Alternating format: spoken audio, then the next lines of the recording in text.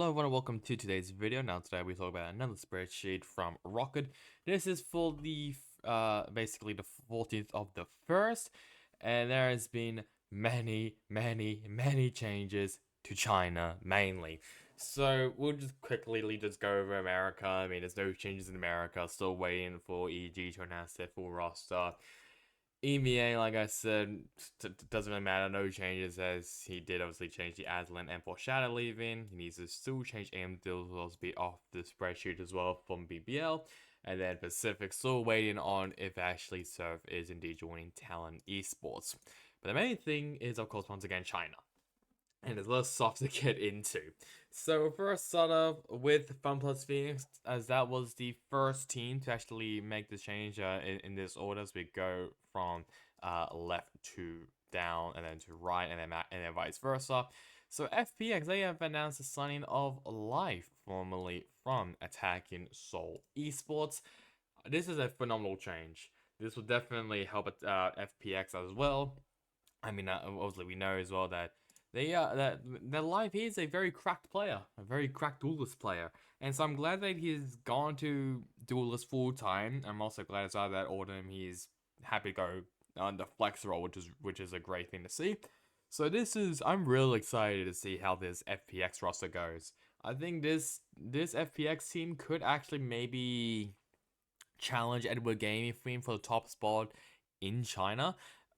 Even though there's been other some other great teams as well, like JD Gaming, for example, which obviously we'll get into later.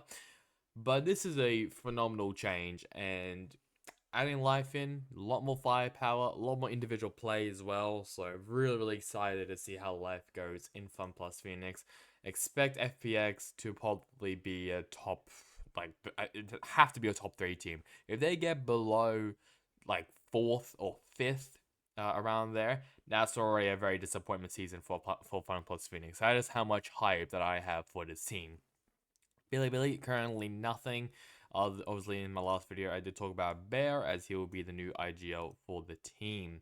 All gamers still have not announced their full roster, but I'm guessing they might announce it maybe in an announcement video, or they're just going to announce it one by one, like most of these teams are doing. And speaking of announcing them one by one, we have Guang, as he has officially joined Nova Esports. He used to play for Royal Never Give Up last year. Now, I'm not really too sure about this, I'll be honest. I mean, he didn't really impress me.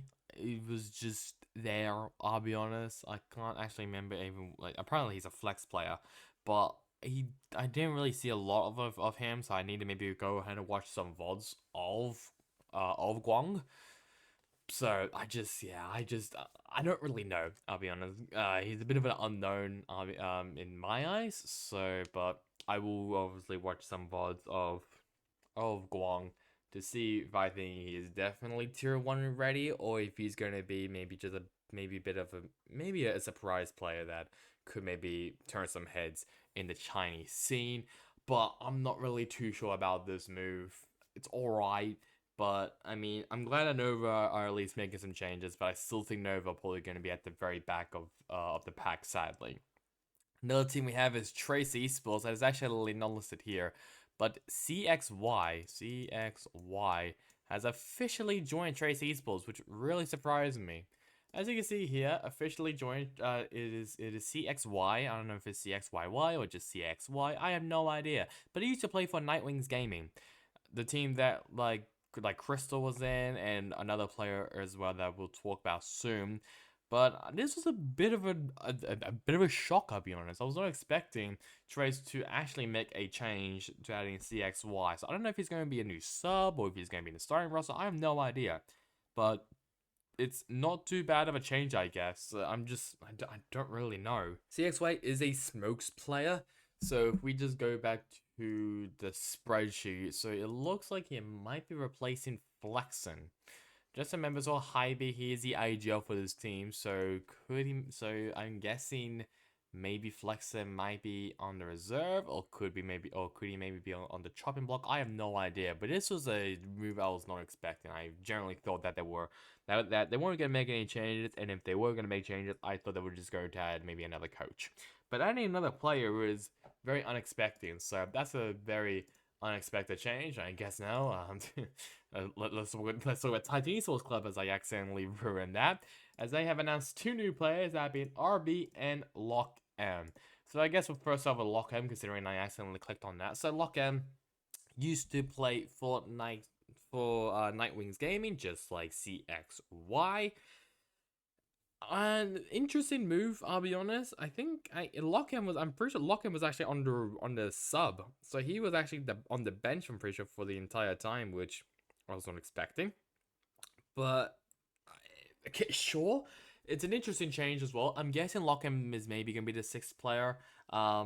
If not, I mean, I guess he's gonna be on a starting roster. It looks like that he would be maybe playing the Sentinel role, even though apparently he might be a coach for the team. I have no idea, but that's a very unexpected one. About having LockM, maybe he'll be the coach. I have no idea, but in this graphic, it does say that LockM is under the head coach role. So I don't really know about that. Like, could LockM maybe transition to a coaching role? I have no idea, but I might be wrong. He might be the new coach for the team alongside with York Monster, but I might be wrong, obviously. But he used to be a part of Nightwings Gaming.